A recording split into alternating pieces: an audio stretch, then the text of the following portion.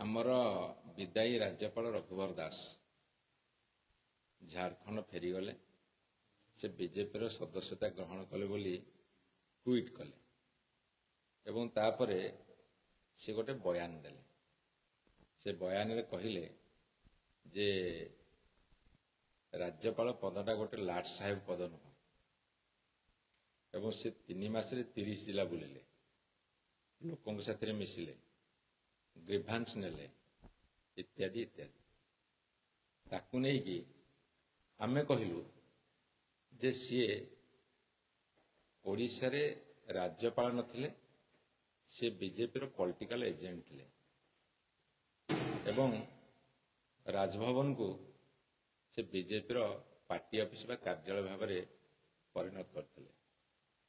BJP ବାଲା ଉତ୍ତର ଦେଲେ ଯେ ସେ ଲୋକପ୍ରିୟ ରାଜ୍ୟପାଳ ଥିଲେ, ଲୋକଙ୍କର ରାଜ୍ୟପାଳ ଥିଲେ, ଗାଁ ଗାଁ ବୁଲୁଥିଲେ, ଏମିତି କେତେ କ'ଣ କଥା କହିଲେ। ବର୍ତ୍ତମାନ ବୟାନବାଜି ଚାଲିଛି, ଓଡ଼ିଶାର ରାଜନୀତି ସରଗରମ କରୁଛି।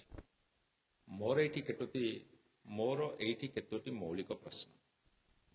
ଗୋଟେ କଥା ହେଉଛି ଯେ କାହାର ପୁଅ ଯେତେବେଳେ ଗୋଟେ କ୍ରାଇମ କରେ ସେତେବେଳେ ତାକୁ ପନିଶମେଣ୍ଟ ହୁଏନି। ଯେମିତି କଥାରେ ଅଛି, ପଣ୍ଡିତ ପୁଅ ମାଙ୍କଡ଼ ମାରିଲେ ଦୋଷ ନାହିଁ।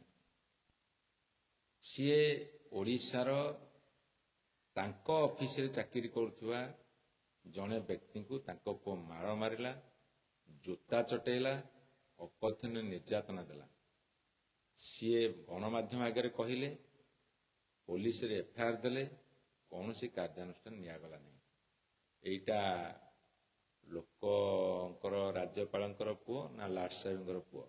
ସେ ଉତ୍ତରଟା ସେ ରଖିବେ। ଏବଂ ସାରା ଓଡ଼ିଶା ବୁଲିଲେ 3 ମାସ ଭିତରେ, ବହୁତ ଗ୍ରିଭାନ୍ସ ଆଣିଲେ, ଲୋକଙ୍କ ସାଥିରେ ଯାଇକି ମିଶିଲେ। ହେଲା ଆମ ସରକାର ଥିଲା, ତାଙ୍କ ଗ୍ରିଭାନ୍ସ ସହିତ ଶୁଣି ନଥିବେ। ମୁଁ ତ ପ୍ରଥମରୁ କହିଛି ଯେ ରାଜ୍ୟପାଳ ଗାଣ୍ଡୁଏ ମାଟି ପକାଇବାର କ୍ଷମତା ନାହିଁ। ରାଜ୍ୟ ସରକାର କରନ୍ତି, ମୁଖ୍ୟମନ୍ତ୍ରୀ ମନ୍ତ୍ରୀ ସରକାର କରିବେ, ରାଜ୍ୟପାଳଙ୍କ ସେ କ୍ଷମତା ନାହିଁ ଆର୍ଥିକ ନିଷ୍ପତ୍ତି ନେବାର, କାହାକୁ ଅନୁଦାନ ଦେବାର। ହେଲା ସେ ଗ୍ରିଭାନ୍ସ ଆଣିଲେ, ଭଲ, ଲୋକଙ୍କ ପାଖକୁ ଗଲେ, କିଛି ଅସୁବିଧା ନାହିଁ। ଲୋକଙ୍କ ପାଖକୁ ଯାଇଥିଲେ ଗ୍ରିଭାନ୍ସ ଆଣିବାକୁ ନା ବିଜେପିର ସ୍ଥିତି ଜାଣିବାକୁ ନା ବିଜେଡିକୁ ବଦନାମ କରିବାକୁ? ଜଣେ ରାଜ୍ୟର ଗଭର୍ଣ୍ଣର ହିସାବରେ ସେହି ସରକାର, ଯେଉଁ ସରକାର ଥାଏ ତା ବିରୁଦ୍ଧରେ ବୟାନ ଦେବାକୁ, ଏଇଟା ଭାରତବର୍ଷ ଇତିହାସରେ କୋଉଠି ହେଇନଥିଲା। ଏବଂ ଆଣିଲେ, ଗ୍ରିଭାନ୍ସ ଆଣିଲେ, ତାଙ୍କ ସରକାର ଆସିଲା। ତାଙ୍କ ସରକାର ଆସିଲା ପରେ ମୁଁ ତାଙ୍କୁ ପଚାରୁଛି, ବର୍ତ୍ତମାନ ରାଜ୍ୟ ସରକାରକୁ ମଧ୍ୟ ପଚାରୁଛି, ତମର ଯେଉଁ ଲୋକପ୍ରିୟ ରାଜ୍ୟପାଳ ଥିଲେ, ଯେତିକି ଗ୍ରିଭାନ୍ସ ଆଣିଥିଲେ, କେତୋଟି ଗ୍ରିଭାନ୍ସକୁ ଆଡ୍ରେସ୍ କରିଛନ୍ତି? ତାଙ୍କ ସରକାର ଆସିଲା ନା, ସେ ଯେଉଁ ପଲିଟିକାଲ ଏଜେଣ୍ଟ ଯେଉଁ ପାର୍ଟିର ହେଇଥିଲେ, ଏଇ 7 ମାସ ଭିତରେ ସେ କେତୋଟି ଗ୍ରିଭାନ୍ସ ଆଡ୍ରେସ୍ କରିଛନ୍ତି ବା ସଲ୍ଭ କରିଛନ୍ତି? ଏବଂ ମୁଁ ତାଙ୍କୁ ଆଉ ଗୋଟେ ପ୍ରଶ୍ନ ପଚାରୁଛି, ତାଙ୍କୁ କ'ଣ ପ୍ରମ୍ପଟିଂ କଲା ଯେ ସେ କହିଲେ ଯେ ଲାଟ ସାହେବ ପଦ ନୁହଁ? ଆମେ ପ୍ରଫେସର ଗଣେଶୀ ଲାଲଙ୍କୁ ଦେଖିଛୁ। ତାଙ୍କୁ ଯଦି ଓଡ଼ିଶା ଲୋକଙ୍କୁ ପଚାରେ ଯେ ଭଲ ରାଜ୍ୟପାଳ କିଏ, ତାଙ୍କୁ ଏତେ 100ରୁ 100% ମାର୍କ ଦେବେ। କିନ୍ତୁ ଯଦି ଓଡ଼ିଶା ଲୋକଙ୍କୁ ପଚାରାବ ରଘୁବର ଦାସ କିଏ, ଲୋକ 100ରୁ 10% ମାର୍କ ଦେବେ କି ନାହିଁ ମୁଁ ଜାଣିନି। ସେ ଯଦି ଧରାଧରି କରିବେ ବି ତଥାପି 30 ମାର୍କ ପାଇବେନି, ପାସ୍ ମାର୍କ ପାଇବେନି। ଏବଂ ଆଉ ଗୋଟେ କଥା ବିଜେପି ସରକାରକୁ ମୁଁ ପଚାରିବାକୁ ଚାହୁଁଛି, ଯାହା ବିଜେପିର ବନ୍ଧୁମାନେ ଯେଉଁ ବୟାନବାଜି କରୁଛନ୍ତି, ଲୋକଙ୍କର ରାଜ୍ୟପାଳ ଥିଲେ, ତାଙ୍କୁ ତଣ୍ଟିଆ କ'ଣ ପାଇଁ ଦେଲେ? 5 ବର୍ଷ ତ କାର୍ଯ୍ୟକାଳ ସରିନି, ନଙ୍ଘା ତଣ୍ଟିଆ ଦେଇ କାହିଁକି ବିଦା କଲେ? ସେ କାରଣଟା ବର୍ତ୍ତମାନ ବିଜେପି ଭାଇମାନେ ଟିକେ ସ୍ପଷ୍ଟ କରନ୍ତୁ। ଏବଂ ସବୁଠାରୁ ବଡ଼ କଥା ହେଉଛି ଯେ ତାଙ୍କ ପୁଅ ଯେତେବେଳେ ବାଡ଼େଇଲେ, ଝାଡ଼ଖଣ୍ଡୀ ଗୁଣ୍ଡାଙ୍କୁ ନେଇକି ଓଡ଼ିଆ ଲୋକଙ୍କୁ ବାଡ଼େଇଲେ, ଏ ସରକାର ତ ସେତିକି ଦମ ନଥିଲା ତାଙ୍କୁ ପନିଶମେଣ୍ଟ ଦେବାକୁ। ଏବେ ତ ସେ ଗଲେଣି, ଅନ୍ତତଃ ତାଙ୍କ ପୁଅକୁ ଟିକେ ଡାକନ୍ତୁ, ପୁଲିସ ପଚାରୁ, ବାନ୍ଧନ୍ତୁ, ଫରୱାର୍ଡ କରନ୍ତୁ, ଓଡ଼ିଆ ଅସ୍ମିତାକୁ ଫେରାଇ ଆଣନ୍ତୁ। ବର୍ତ୍ତମାନର ବିଜେପି ସରକାର ଦାୟିତ୍ୱ ହେଲା, ଯେଉଁ ଓଡ଼ିଆ ଅସ୍ମିତା କଥା କହିକି ଆସିଥିଲେ, ସେଇ ଓଡ଼ିଆ ଅସ୍ମିତାକୁ ସେ ବର୍ତ୍ତମାନ ଫେରାଇ ଆଣନ୍ତୁ ଏବଂ ସେମାନେ ତୁଳନା କରି ଦେଖନ୍ତୁ ଯେ ଗଭର୍ଣ୍ଣର ପୋଷ୍ଟଟା ଲାଟ ସାହେବ ସେ କାହିଁକି କହିଲେ ତାକୁ ଟିକେ ନିରୀକ୍ଷଣ କରନ୍ତୁ। ବିଭିନ୍ନ ରାଜ୍ୟରେ ଯେଉଁ ଗଭର୍ଣ୍ଣର ଅଛନ୍ତି, ଯେଉଁଠି ଅଣ ବିଜେପି ସରକାର ଅଛି, ସେଠି ସେମାନଙ୍କର ଭୂମିକା କ'ଣ ଏବଂ ସେଇ ମାପକାଠିରେ ସେ କାହିଁକି କହିଲେ ସେଟା ଅସୁମାରୀ ପ୍ରଶ୍ନ ସୃଷ୍ଟି କରିଛି। ସେ ପ୍ରଶ୍ନର ଉତ୍ତର ଦିଅନ୍ତୁ। ଏ କଥାଟା এই ମୌଳିକ ପ୍ରଶ୍ନ ଗୁଡ଼ାକ ମୁଁ ପଚାରିଛି, ଦୟାକରି ଉତ୍ତର ଦିଅନ୍ତୁ।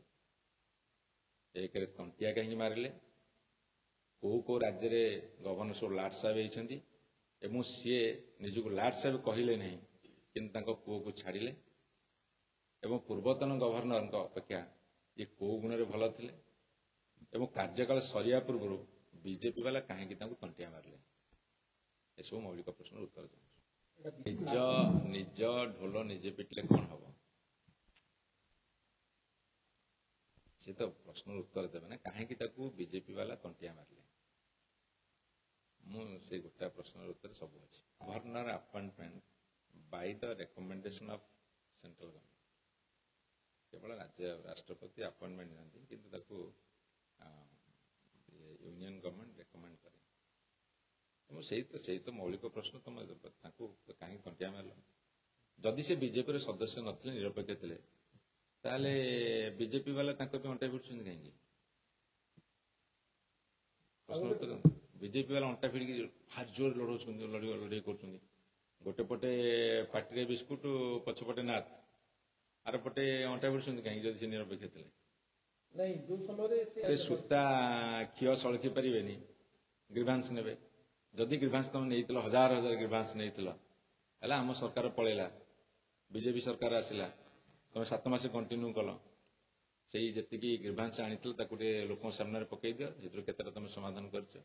ମୁଁ ତ ତାଙ୍କୁ ଯେତିକି ଦାୟୀ କରିବି, ବର୍ତ୍ତମାନ ସରକାର ତ ବେଶୀ ଦାୟୀ କରିବି, କାରଣ ଗଭର୍ଣ୍ଣର ବୁଲି ବୁଲି ପ୍ରଚାର କଲେ ତାଙ୍କ ପାଇଁ, ସେଇଥିରୁ ସରକାର ଆସିଲେ। ଗୋଟେ ପଲିଟିକାଲ ଏଜେଣ୍ଟ ଭଳିଆ ଯେତେବେଳେ ସେ ପ୍ରଚାର କଲେ, ତମେ ସରକାରକୁ ଆସିଲେ, ଅନ୍ତତଃ ଯେତିକି ଗ୍ରିଭାନ୍ସ ଆଣିଥିଲେ ତାକୁ ଆଡ୍ରେସ୍ କରିଦିଅ। ଲୋକପ୍ରିୟ ରାଜ୍ୟପାଳ, ବର୍ତ୍ତମାନ ଲୋକପ୍ରିୟ ସରକାର, ତାହେଲେ ଲୋକ ଅପ୍ରିୟ ହେଲେ କାହିଁକି? ଯଦି ଲୋକପ୍ରିୟ ରାଜ୍ୟପାଳ ବିଜେପି ବାଲା କହୁଛନ୍ତି, ତାହେଲେ ଲୋକ ଅପ୍ରିୟ ହେଲେ କାହିଁକି?